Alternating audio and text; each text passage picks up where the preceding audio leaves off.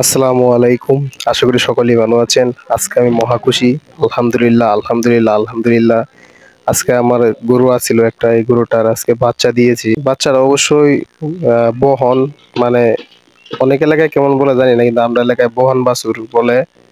যেমন মানে মেয়ে বাচ্চা দেখতে পাচ্ছেন আপনারা, কিভাবে দুধ খাইতেছে তা মারেনতে। আসলে উদ্যোক্তা হতে হবে, নিজের ইচ্ছায় নিজের মনোভাবে কিছু করতে হবে, এটা হচ্ছে মূল কথা। আলহামদুলিল্লাহ, আলহামদুলিল্লাহ, আলহামদুলিল্লাহ। ঈদের পরের দিনই আমার দ্বিতীয় খুশি। ঈদের দিন প্রথম খুশি, আজকে আমার দ্বিতীয় খুশি। এই যে আমরা গোয়াল ঘর, এই গোয়াল ঘরে গরুটা রাখা আছে। আসলে উদ্যোক্তা হতে হবে, নিজের মনোভাবকে কাজে লাগাতে হবে, নিজের পরিশ্রমকে কাজে লাগাতে হবে, তাহলেই জীবনে অনেক কিছু করা যাবে। জীবনে যদি বড় হতে চান তাহলে নিজে কিছু করতে হবে। চাকরি করে কেউ কোনোদিন ভালো কিছু করতে পারবে না, আমি এটা সবসময় মনে করি। তাই নিজের ইচ্ছায় কিছু একটা করার চেষ্টা করতেছি।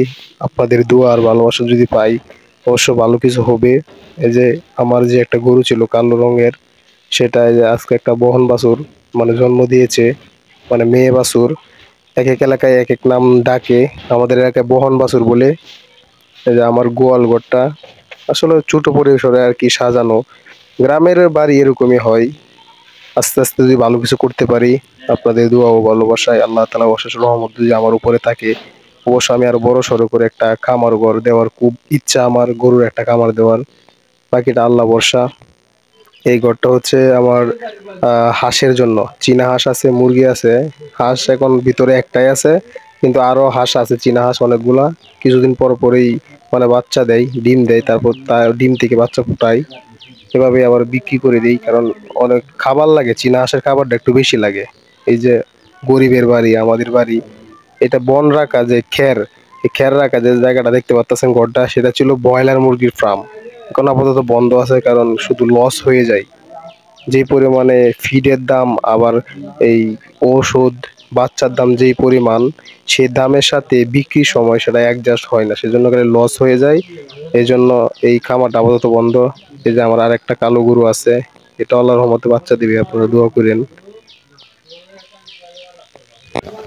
এই যে গরিব মানুষের বাড়ি, এটাই হচ্ছে আমাদের বাড়ি।